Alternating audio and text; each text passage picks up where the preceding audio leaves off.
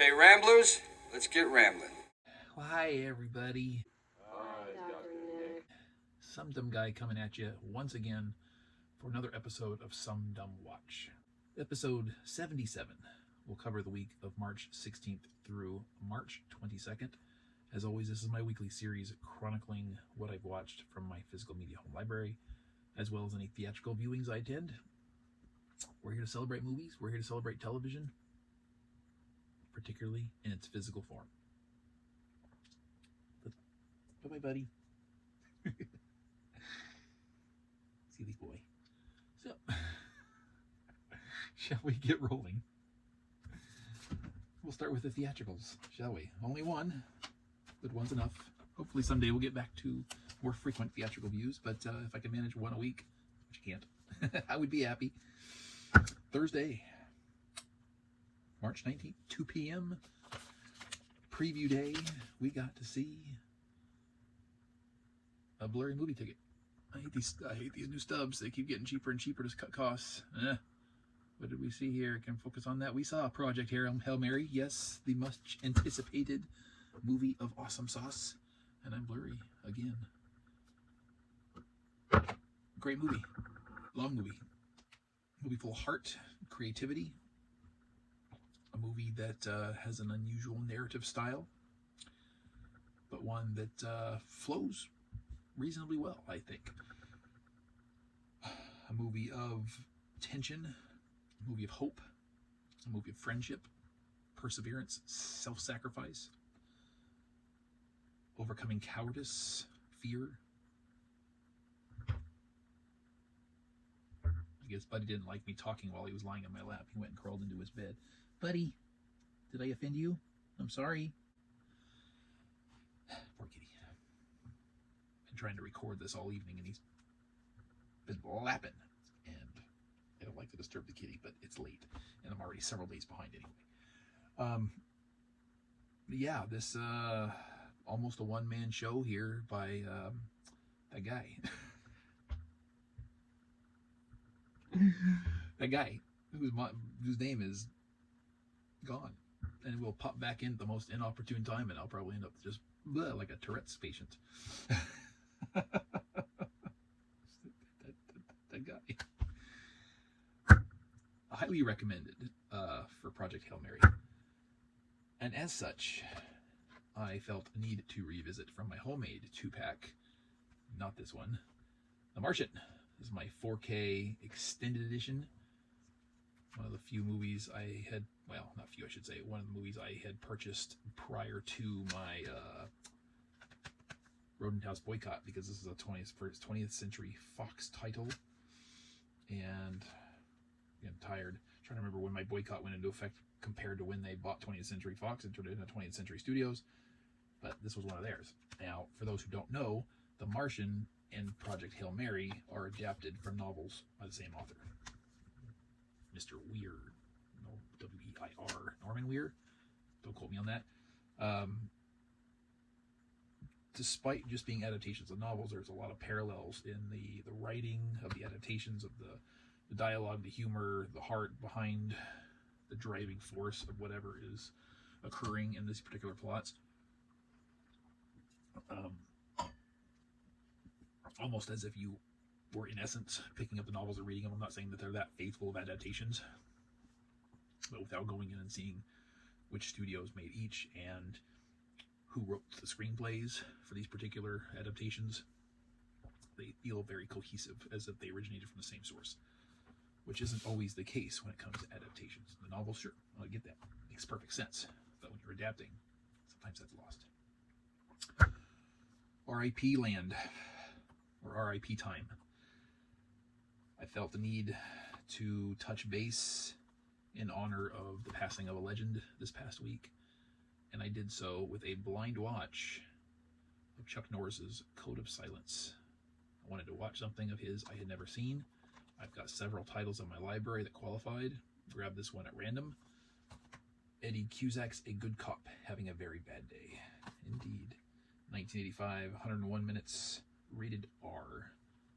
Story of a good, honest cop caught in the middle of I'm just going to call it a poorly defined gang war that originates from a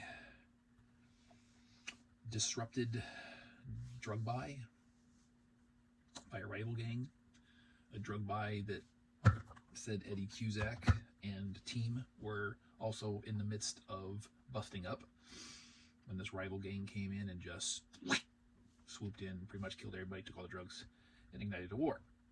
And not only is he fighting the warring gangs, but he's also fighting alienation from a police force who are rallying around a lying, corrupt cop because he won't go along, he won't play ball.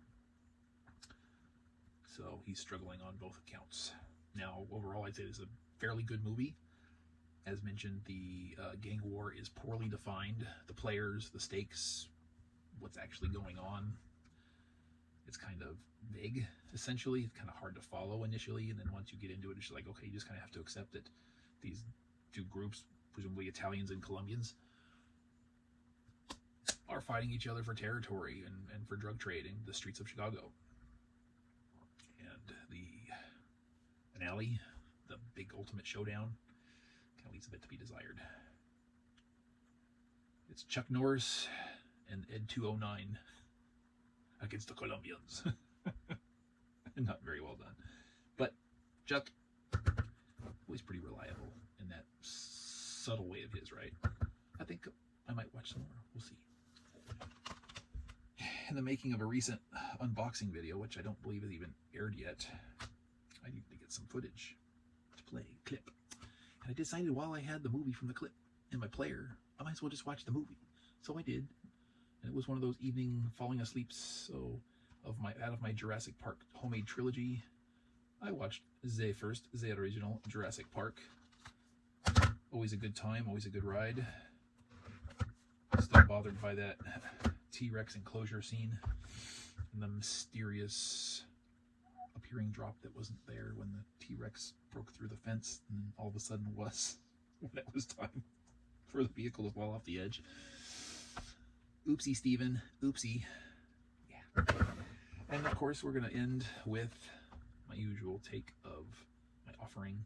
Star Trek Enterprise, complete series Blu-ray collection, plugging through on season 3. Didn't make as much progress on it this past week because stuff and things. I got contracted to convert a semi-enclosed patio / pergola into a catio. I'll insert some footage here for you all to peruse real quick. It's not long.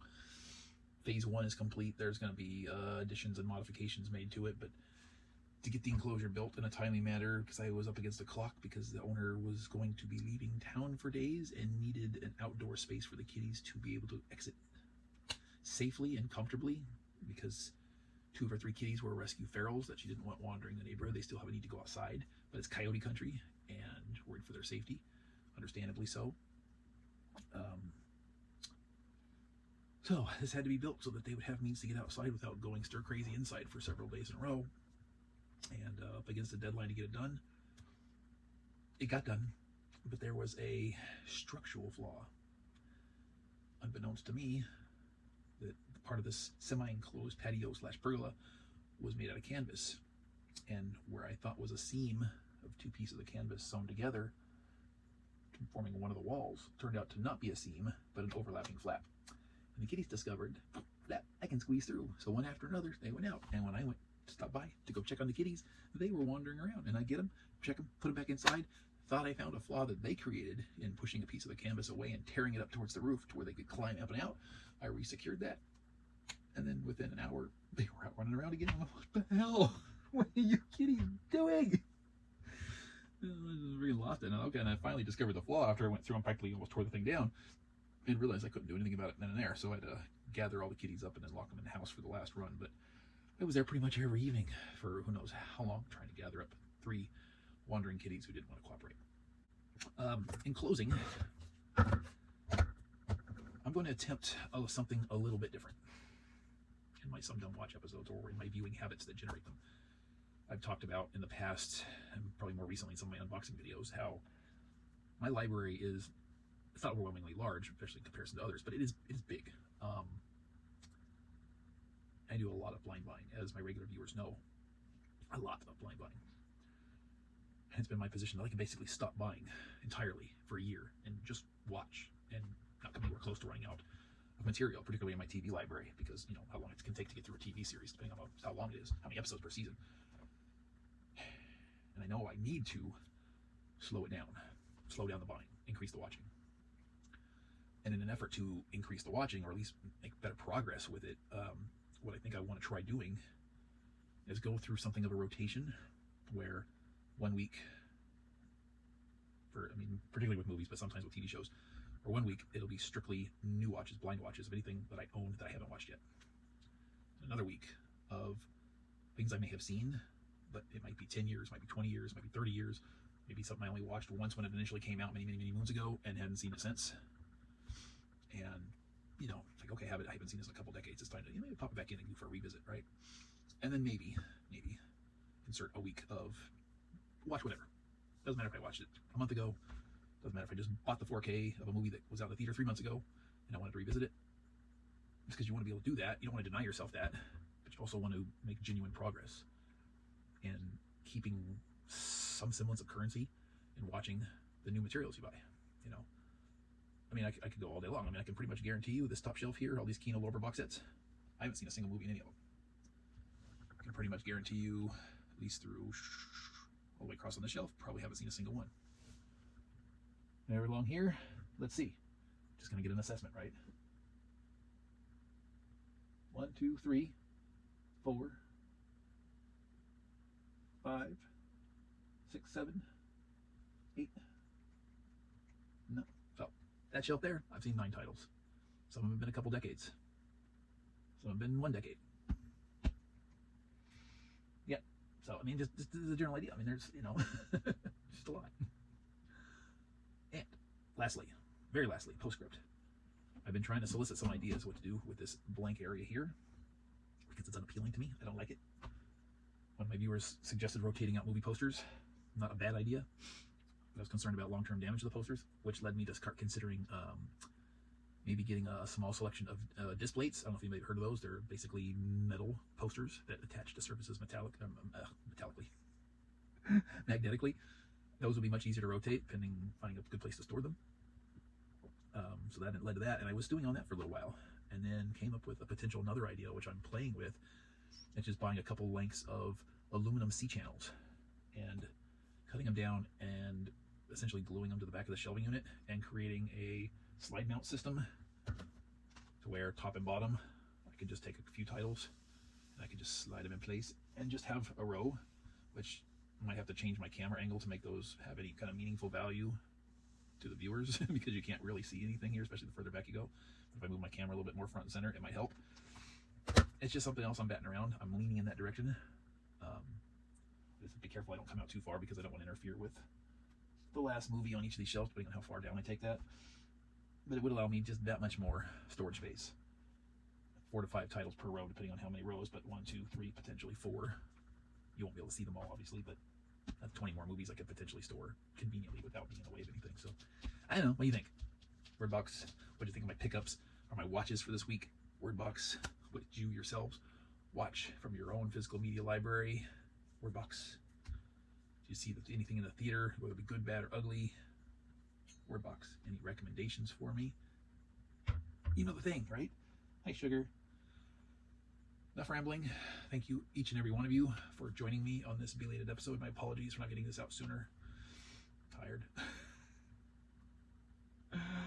I will catch you on the next one. Until then, I'm going to make like a tree and get at you. Alan.